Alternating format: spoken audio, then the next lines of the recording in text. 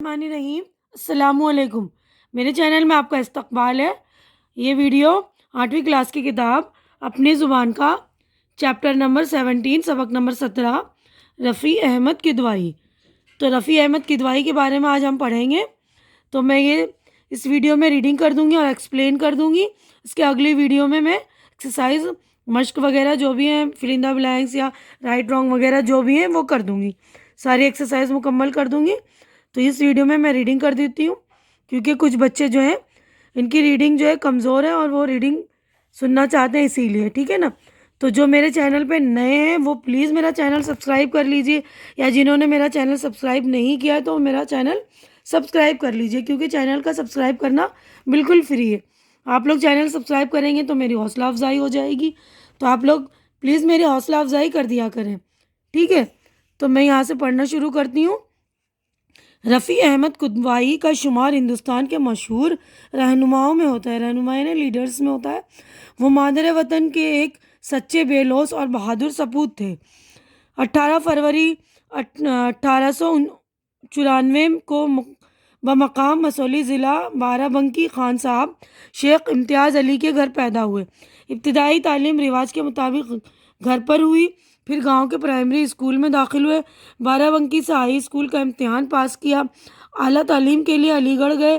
علی گڑھ میں زیر تعلیم تھے کہ تحریک ترک موالات میں حصہ لینے کے باعث 1 سال کے لیے جیل بھیج دیے گئے۔ یہیں سے ان کی سیاسی زندگی کا آغاز ہوتا ہے۔ انہوں نے پنڈت موتی لال نہرو کی رہنمائی اور جواہر لال نہرو کی رفاقت میں سیاسی تربیت پائی، رفاقت یعنی دوستی میں، اور انگریزوں کے خلاف مختلف سیاسی تحریکوں میں حصہ لیا۔ تحریک یعنی کہ آندولن وغیرہ ہوتے ہیں نا۔ یوپی کی مقامی سیاست کے سرگرم کارکن رہے۔ سن 1942 کی ہندوستان چھوڑو تحریک میں پیش رہے۔ رفیع صاحب ملک و قوم کی خاطر 5 مرتبہ جیل گئے۔ جب ہندوستان آزاد ہوا تو رفیع صاحب پہلے وزیر مواصلات اور اس کے بعد وزیر غذا بنائے گئے۔ ان کی شخصیت بڑی جاندار تھی، وہ اکثر خطرات میں گھرے، انہیں مایوسی کا سامنا بھی کرنا پڑا، لیکن انہوں نے کبھی شکست قبول نہیں کی۔ شکست یعنی کبھی ہار قبول نہیں کی، نہ ان کے عزم و استقلال میں کوئی فرق آیا۔ کدوائی صاحب عملی انسان تھے، وہ عمل پر یقین رکھتے تھے اور کام کو انجام تک پہنچانے میں اپنی انتہائی کوششیں صرف کر دیتے تھے۔ وزیر مواصلات کی حیثیت سے رفیع صاحب نے رات کی ہوائی ڈاک کا سلسلہ شروع کیا۔ اس وقت یہ ایک بہت مشکل کام تھا۔ اسی طرح انہوں نے ڈاکیوں کو اتوار کی چھٹی دلوائی۔ یہ بھی کوئی معمولی کام نہ تھا، کیونکہ ڈاک کا کام 24 گھنٹے جاری رہتا ہے۔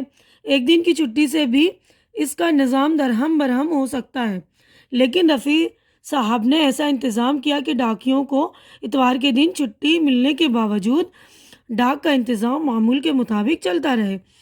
حکومت ہند میں وزیر غذا بن جانے کے بعد رفیع صاحب نے راشننگ کا خاتمہ کیا۔ بہت سے ماہرین نے کہا تھا کہ راشننگ ہٹانے کی پالیسی پر عمل کیا گیا تو ملک تباہی کی غار میں جا گرے گا۔ کدوائی صاحب جانتے تھے کہ ملک میں غلہ کافی ہے اور کچھ بڑے بیوپاری نے اسے گوداموں میں ذخیرہ کر رکھا ہے۔ کدوائی صاحب نے زیادہ اناج اگاؤ کی تحریک شروع کی، جس کی وجہ سے وہ ملک میں اناج کی پیداوار میں اضافہ ہوا، اور جو غلہ بیوپاریوں نے چھپا دیا تھا وہ کدوائی صاحب کی چلائی ہوئی مہم کی بدولت بازار میں آ گیا۔ اس طرح انہوں نے راشننگ اٹھانے کے تجربے کو کامیاب کر دکھایا۔ رفیع احمد کدوائی کی شادی ان کے خاندان میں ہی ہوئی تھی۔ بیوی بڑی نیک دل، دیندار اور عبادت گزار تھیں۔ ان کے انتقال سے 1 سال پہلے رفیع صاحب نے انہیں حج بھی کروایا۔ رفیع صاحب کی زندگی تمام تر سادہ رہی۔ وہی موٹے کپڑے کی معمول شیروانی اور پاجامہ، سوٹ اور ہیٹ کو چھوا تک نہیں۔ کپڑے کسی اونچے ٹیلر ماسٹر کی دکان سے نہیں بلکہ گھر سے سل کر آتے تھے۔ سرکاری کوٹھی اور فرنیچر جیسا بھی شاندار ہو، ان کے اپنے گھر کو کوئی جا کر دیکھتا تو حیرت میں پڑ جاتا۔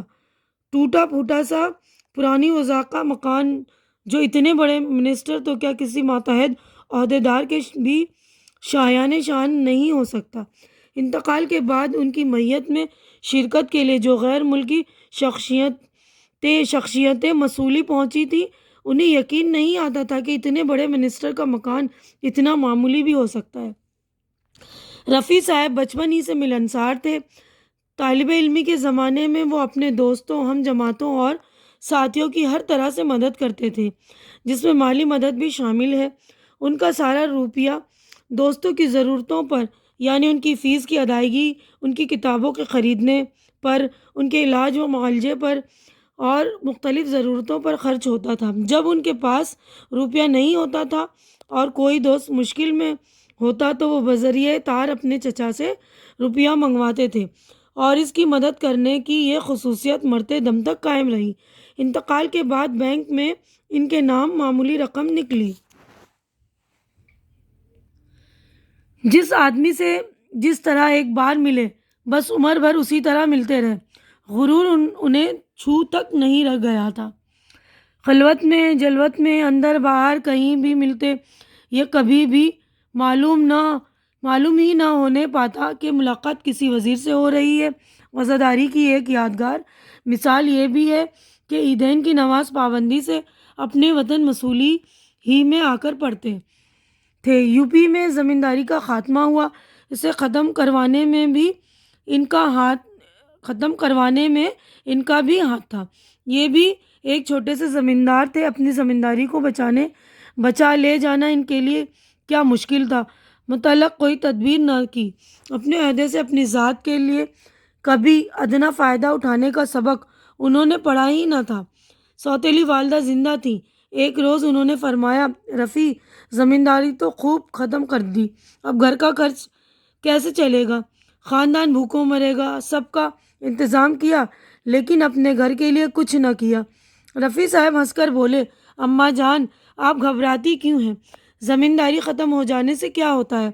میں کھرپا لے کر گھاس چھیلوں گا، آپ گٹھا بنا کر بیچیے گا، سب کی روٹی چل جائے گی۔ دشمنوں سے اس طرح ملتے جیسے دوستوں سے ملا جاتا ہے، دوستوں سے یوں برتاؤ کرتے جیسے عزیزوں سے کیا جاتا ہے، اور عزیزوں کو اپنی جان کی طرح عزیز رکھتے تھے۔ کوئی ان سے کام نکالنا چاہتا یا کسی کو ان سے ضرورت آ پڑتی تو انہیں یاد ہی نہیں رہتا کہ اپنا کون ہے اور بیگانہ کون۔ مقصود انہیں صرف کام کر دینا ہوتا تھا، مقصود یعنی مقصد ان کا، اور اس وقت ہر ایک ان کا اپنا ہوتا، بیگانہ کوئی بھی نہ رہتا۔ خلق اللہ کی خدمت وہ عبادت کی طرح کرتے تھے، اور خدمت کرنے میں انہیں وہی مزہ آتا جو دوسرے کو خدمت لینے میں آتا ہے۔ قدوائی صاحب سرتا پا عمل تھے، ہر وقت عملی سرگرمی میں منہمک یعنی مشغول رہتے۔ اس کے باوجود خشک ذرا نہ تھے، ہر وقت خوش رہتے تھے اور دوسروں کو بھی خوش رکھنے کی کوشش میں لگے رہتے تھے۔ بہت سویرے اٹھتے، اسی وقت سے ان کا کام شروع ہو جاتا، دنوں کا کام گھنٹوں میں اور گھنٹوں کا کام منٹوں میں چکا دیتے۔ کھڑے ہو کر ٹہلتے ہوئے، بیٹھے ہوئے یا لیٹے ہوئے، ہر حال میں کام ہی کرتے ہوئے پائے جاتے تھے۔ رفیع صاحب کا 60 سال کی عمر میں 1954 میں انتقال ہوا، لیکن بے لوث اور شاندار خدمات کی بدولت ان کا نام رہتی دنیا تک باقی رہے گا۔ آج بھی مرحوم کے شاندار کارناموں اور بیش بہا خدمات کی وجہ سے ملک کے کروڑوں باشندوں کے دلوں میں ان کی یاد تازہ ہے۔ جب بھی ملک کسی ایسی بڑی مشکل سے دوچار ہوتا ہے، یعنی مشکل کا سامنا کرتا ہے جس کا حل تقریباً ممکن ہو، تو مرحوم کا نام زبانوں پر بے ساختہ آ جاتا ہے، اور یہ کہا جاتا ہے اگر مرحوم اس وقت ہوتے تو یہ مسئلہ کبھی کا حل ہو چکا ہوتا۔ تو یہاں پر تقریباً ناممکن ہے، یہاں پر نہ جو ہے ہٹ گیا ہے شاید، تو یہاں پر ناممکن ہے، یعنی حل ایسا ہو، کوئی مسئلہ ایسا ہو جس کا حل کرنا ممکن نہ ہو، تو اس وقت بے ساختہ جو لوگ جو ایک دم اچانک جو ان کا نام دیتے کہ اگر وہ ہوتے تو یہ مسئلہ کبھی کا حل ہو چکا ہوتا ہے نا۔ تو آج کی ہماری یہ جو چیپٹر ہو گئی ہے مکمل، تو اگلی ویڈیو میں ہم جو ہے ساری مشقیں، معنی، سوالات وغیرہ کریں گے۔ تو میری ویڈیو اچھی لگ رہی ہے تو اسے لائک کیجئے، جو ضرورت مند بچے ہیں جن کی ریڈنگ ویک ہے، یعنی جن کی ریڈنگ کمزور ہے، ان کو دیجئے، ان کے درمیان شیئر کیجیے اور میرا چینل سبسکرائب کر کے میری حوصلہ افزائی کیجیے۔ اللہ حافظ۔